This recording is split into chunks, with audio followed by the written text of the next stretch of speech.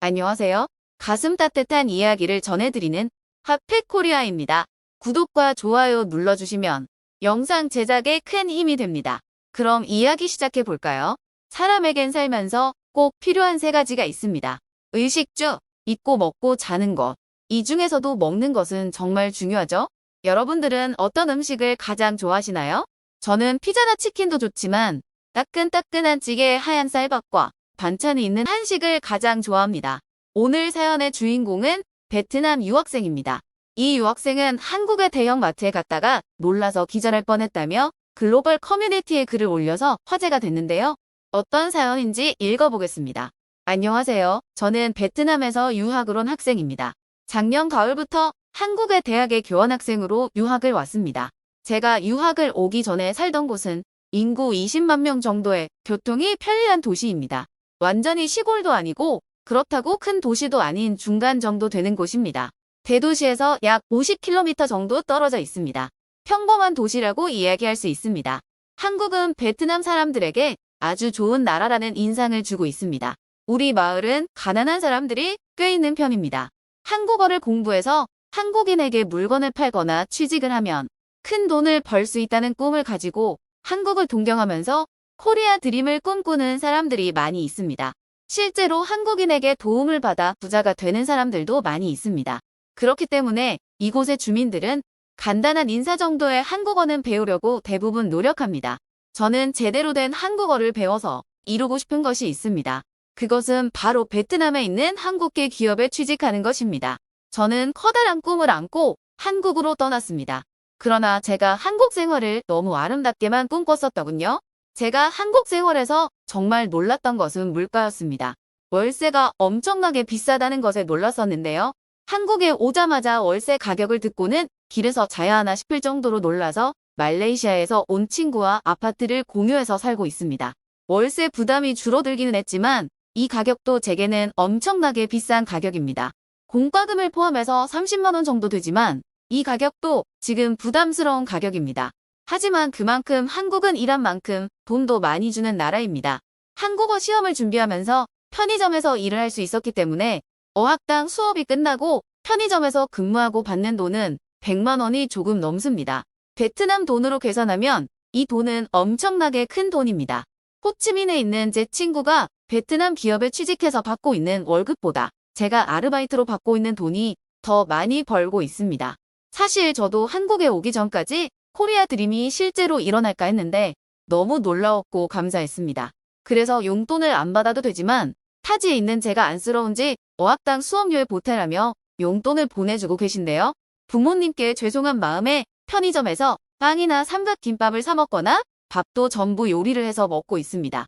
또 어떤 날에는 편의점 사장님께서 유통기한이 다 되어가는 제품들을 나눠주시기도 합니다. 하지만 한국에 대형마트가 없었다면 아마 전 적응하지 못했을 것 같습니다. 한국의 대형마트에 처음 갔을 때 전 놀라서 기절할 뻔했습니다. 아파트에서 조금 떨어진 곳에 있는 슈퍼마켓에 갔었는데 아직도 충격이 잊혀지지 않아요. 그때까지도 근처에 있는 작은 야채 가게 정도는 가봤어도 슈퍼마켓은 처음 가봤어요. 함께 사는 말레이시아 친구도 들어가 본 적은 없었다고 합니다. 토요일 오후라 사람들도 많이 있었습니다. 건물 안에는 카트 주차장이 따로 있었고 카트들이 가지런하게 놓여 있었습니다. 베트남은 처음 슈퍼마켓이나 대형마트에 가게 되면 가방을 보관소에 맡겨야 합니다. 가방에 물건을 훔치기 때문입니다. 하지만 보관소가 보이지 않았습니다. 주변을 둘러보니 한국 사람들 모두 커다란 가방까지 들고 슈퍼마켓 안으로 들어가고 있었습니다. 우리는 그 모습에 충격을 받았습니다. 가방을 가지고 슈퍼마켓을 들어가다니 우리도 긴장한 상태로 어쩔 수 없이 가방을 가지고 카트를 밀면서 슈퍼마켓 안으로 들어갔습니다. 그리고 더 놀라고 말았습니다. 높은 천장과 청결이 유지된 가게, 그리고 무엇보다 사람들끼리 서로 약속된 듯이 질서가 유지되고 있었습니다. 기분 좋은 음악이 계속 흘러나왔고요. 분위기에 압도되면서 저도 모르게 물건도 계속 사고 싶어졌습니다. 놀이공원에 놀러온 기분이었습니다. 베트남에도 슈퍼마켓은 많이 있었지만 한국의 슈퍼마켓이 취급하는 물건들과는 상태도 상품도 많이 다릅니다. 특히 신선도가 많이 달랐습니다. 크기와 모양도 비슷하고 윤기가 나는 과일들의 상태도 좋았으며 시식 코너도 전부 맛있었습니다. 어떤 야채의 가격들은 호치민에 있는 야채들과 비슷한 가격도 꽤 많이 있었습니다. 외국인들이 사도 부담스럽지 않은 가격들이었습니다. 우리가 받는 월급으로 사서 요리해도 될 정도로 넉넉히 먹고 남을 수 있는 가격들이었습니다. 우리는 감동적이었습니다. 더 이상 가난하게 삼각김밥으로만 매일 저녁을 채우지 않아도 된다는 사실에 기뻤습니다.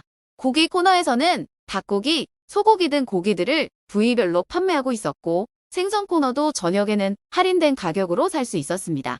부위별로 판매를 한다는 것은 그만큼 싸게 사 먹을 수 있다는 이야기였고 우리는 우리가 사 먹을 수 있는 가격 내에서 고기까지 살 수 있었습니다.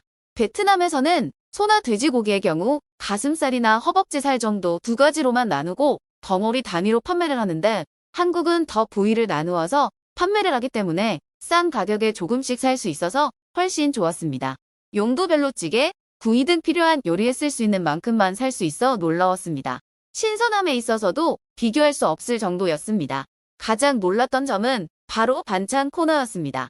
다양한 반찬부터 찌개용 재료와 각종 도시락 등 온갖 종류의 음식들이 사방에 늘어서 있었습니다. 편의점 도시락에도 감동을 했었지만 이곳의 스케일은 수준이 달랐습니다. 가격도 편의점보다 훨씬 저렴했습니다. 정말 모든 반찬을 다 사고 싶었습니다. 마감 시간이 가까워질수록 계속 할인 스티커를 붙여서 더 싸게 살 수 있는 반찬들이 많았습니다. 안 사면 손해보는 것만 같은 기분이 계속 들었습니다. 분명히 사려고 했던 물건이 아닌데 자꾸 담게 되는 것 같아 넣었다 뺐다를 반복하게 됐습니다.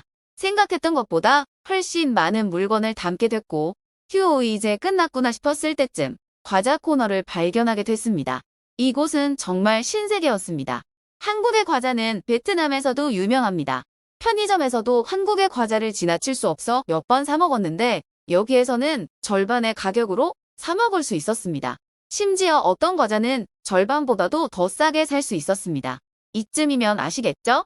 정해진 예산을 이미 초과한 상태였기 때문에 슬프지만 친구와 저는 정신을 차리기로 했습니다. 그리고 아쉽지만 다음 달 월급이 나오면 과자부터 사기로 약속했습니다. 우리의 첫 한국 슈퍼마켓 쇼핑은 충격적으로 환상적이었습니다.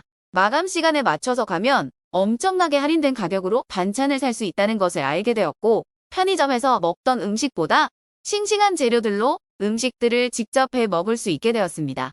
하지만 과자도 그만큼 사게 되어서 낭비도 심해지게 되긴 했습니다. 그래도 먹는 즐거움과 행복을 매주 주말마다 느낄 수 있게 되었습니다. 정말 한국의 대형 마트는 최고인 것 같습니다. 그리고 이런 생각을 했어요. 제 고향에 있는 작은 도시에도 이런 대형 마트들이 들어와 준다면 정말 좋겠다고 말이에요. 저처럼 고향에 있는 많은 사람들이 이용해서 경험해보고 행복을 느껴봤으면 좋겠어요. 제 사연 읽어주셔서 감사합니다. 우리에겐 당연한 것들이 작은 도시에 사는 베트남의 유학생에게는 놀라운 일로 느껴졌나 봐요. 어떻게 보셨나요? 실제로 베트남의 슈퍼마켓에 비해 한국의 대형 마트들은 그 규모가 몇 배나 큰데요. 베트남뿐 아니라 다른 외국인들 또한 한국의 대형마트에 방문 후 각종 직원들의 친절함부터 이미 세계로 알려진 우수한 상품의 품질까지 놀라는 점이 한두 가지가 아니라고 합니다. 그럼 외국인들은 이 사연을 읽고 어떤 반응을 보였는지 한번 보겠습니다. 한국의 점원들은 정말 친절한 것 같아. 난 나이도 많고 외국인이라 물건을 잘 못 찾아서 마트에 들어갈까 말까 했는데 괜히 고민했지 뭐야. 한국 마트의 시식 코너는 정말 어메이징해. 대단하다고. 처음에 공짜인 줄 모르고 얼마나 당황했는 줄 알아. 시식 코너의 점원의 친절함과 센스는 정말 잊을 수가 없어. 한국의 1+1 문화는 미쳤어. 필요 없는 것도 자꾸 사게 되는 마법이야. 그리고 이번에 알게 된 문화인데 정이라고 더 주는 문화가 있더라. 이래서 한국을 사랑해. 한국의 대형 마트는 한국에 장기간 거주하는 외국인이라면 반드시 이용하게 되는 장소인데요. 베트남 유학생처럼 커다란 스케일에 놀라기도 하고 다른 외국인들처럼 친절함이나 시식 코너와 같은 서비스에 놀라고 감동하기도 합니다. 물론 미국이나 유럽의 더 큰 대형 매장과 비교하면 부족한 부분이 있을 수도 있겠지만 한국의 마트 직원들의 친절함은 전 세계 어디에 있는 분들과 비교해도 최고가 아닐까 싶습니다. 이건 바로 한국의 대전 문화 때문이라고 하는데요. 해외에서는 이 부분에 대한 평가가 매우 높다고 합니다. 우선 해외의 대형 마트 같은 경우에는 매장마다 전문 직원이 준비되어 있지만 자신의 담당 구역을 제외한 모든 곳을 관리하지 못한다고 합니다. 하지만 한국 마트에서 담당 구분 없이 매우 친절하고 세심하게 서비스를 해주는 곳이 많다는 걸 느끼실 거예요. 기업의 훌륭한 교육 서비스 때문인 이유도 있지만 이건 우리나라의 매우 높은 책임의식 때문이에요. 매장을 돌아다니다가 사고 싶은 물건이 안 보여서 직원에게 질문을 하면 그 물건을 찾을 수 있도록 안내해줍니다. 그런 높은 의식은 이용자에게도 해당되는데요. 오늘 사연 속에서 유학생도 이야기했지만 베트남뿐만 아닌 아프리카나 동남아시아, 필리핀, 인도네시아 등에서는 도둑질을 방지하기 위해 가방 반입이 금지됩니다. 이것은 슈퍼마켓 시장에서 가장 큰 강국인 미국에서도 마찬가지인데요. 가방과 배낭은 물론이고 에코백 역시 금지됩니다. 물론 한국에서는 이러한 제한을 두고 있는 곳이 없으며 오히려 계산대에서는 결제까지 모든 것을 손님에게 직접 맡기기도 합니다. 이렇듯 셀프 계산대가 등장했다는 사실만으로도 서로 간의 높은 신뢰가 성립됐다는 사실을 쉽게 알 수 있는데요. 외국인이 한국을 보며 부러워하고 닮고 싶어하는 점들은 의외로 평범한 것들이었습니다. 언제까지나 세계에서 사랑받을 수 있는 한국에서 살고 싶어지네요. 오늘의 이야기는 여기까지입니다. 끝까지 시청해주셔서 진심으로 감사드립니다. 즐겁게 보셨다면 댓글로 구독자분들의 소감을 남겨주시고 주변에 많은 공유도 부탁드려요. 그럼 더 좋은 영상으로 찾아뵙겠습니다. 지금까지 가슴 따뜻한 이야기를 전해드리는 핫팩코리아였습니다. 감사합니다.